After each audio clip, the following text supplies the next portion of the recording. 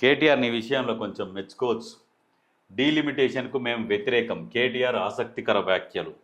Delimitation విధానంపై చెన్నై వేదికగా జరుగుతున్న అఖిలపక్ష సమావేశం దేశవ్యాప్తంగా చర్చనీయాంశంగా మారింది. ఈ సమావేశంలో పాల్గొనేందుకు కాంగ్రెస్ నుంచి CM Revanth Reddy and PCC chief Mahesh Kumar Goud, BRS నుంచి కేటీఆర్, మాజీ ఎంపీ వినోద్ పాల్గొనబోతున్నారు. సీఎం స్టాలిన్ అధ్యక్షతన ఉదయం 11 గంటలకు ఐటీసీ చోళ్ళ హోటల్లో అఖిలపక్ష భేటీ ప్రారంభం కానుంది. ఈ నేపథ్యంలో బీఆర్ఎస్ వర్కింగ్ ప్రెసిడెంట్ మాజీ మంత్రి కేటీఆర్ చెన్నైలో మీడియాతో మాట్లాడుతూ డీలిమిటేషన్కు తాము పూర్తిగా వ్యతిరేకమన్నారు. దక్షిణాది రాష్ట్రాలకు డీలిమిటేషన్తో తీరని అన్యాయం జరగబోతుందని అన్నారు.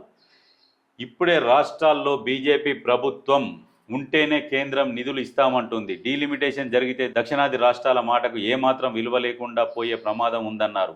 డీలిమిటేషన్తో ఎలాంటి అన్యాయం జరగదని మాటల్లో బీజేపీ నేతలు చెప్పడం కాదని, దానికి ఒక చట్టం చేయాలని డిమాండ్ చేశారు. దేశంలో 2.8% జనాభా ఉన్న తెలంగాణ దేశ జీడిపిలో 5.1% కాంట్రిబ్యూట్ చేస్తుందని అన్నారు. ఒకవేళ డీలిమిటేషన్తో ఎంపీ స్థానాలు తగ్గితే పార్లమెంటులో దక్షిణాది రాష్ట్రాల వాయిస్ తగ్గే ప్రమాదం ఉందన్నారు. ఇప్పటికే కేంద్ర ప్రభుత్వం అన్నాటి ట్యాక్స్ల పేరుతో తెలంగాణ నుంచి రూపాయి తీసుకొని 25 పైసలు మాత్రమే చెల్లిస్తోందని ఆరోపించారు. డీలిమిటేషన్తో నిధుల పరంగా దక్షిణాది రాష్ట్రాలు తీవ్ర వివక్షకు గురయ్యే ప్రమాదం ఉందని కేటీఆర్ స్పష్టం చేశారు.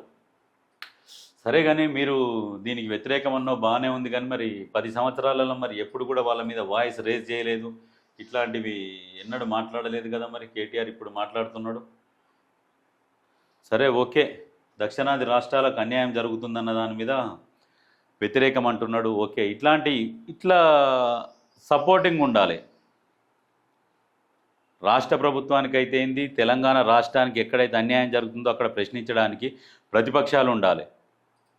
ఎంతసేపటికి బురద జల్లే ప్రయత్నం కాకుండా రాష్ట్రానికి ఉపయోగపడే విధంగా ప్రశ్నించే తత్వం ఉన్నప్పుడు ప్రజలు ఆదరిస్తారు. ఎంతసేపటికి బురద జల్లాలి, మాకు అధికారం కావాలనే ఆశ పక్కకు పెట్టి తెలంగాణ ప్రజల ప్రయోజనాల కోసం మీరు కొట్లాడితే ప్రజలు మిమ్మల్ని ఆదరిస్తారు. అది కూడా గుర్తుపెట్టుకోవాలి. అమెరికా చట్టాలకు కట్టుబడి ఉండండి, భారతీయ విద్యార్థులకు కేంద్రం సూచన. అమెరికాలోని భారతీయ విద్యార్థులు అక్కడ చట్టాలకు కట్టుబడి ఉండాలని భారత విదేశీ వ్యవహారాల మంత్రిత్వ శాఖ శుక్రవారం సూచించింది. ఇటీవల ఇద్దరు భారతీయ విద్యార్థుల విషయంలో చోటు చేసుకున్న పరిణామాల నేపథ్యంలో ఈ సూచన జారీ చేసింది.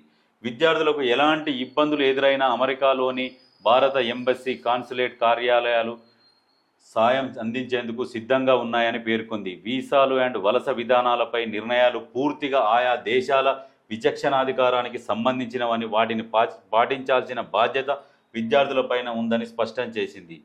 కరెక్టే కదా, వాళ్ళ దేశాలకు రూల్స్కు కట్టుబడి ఉండాలి.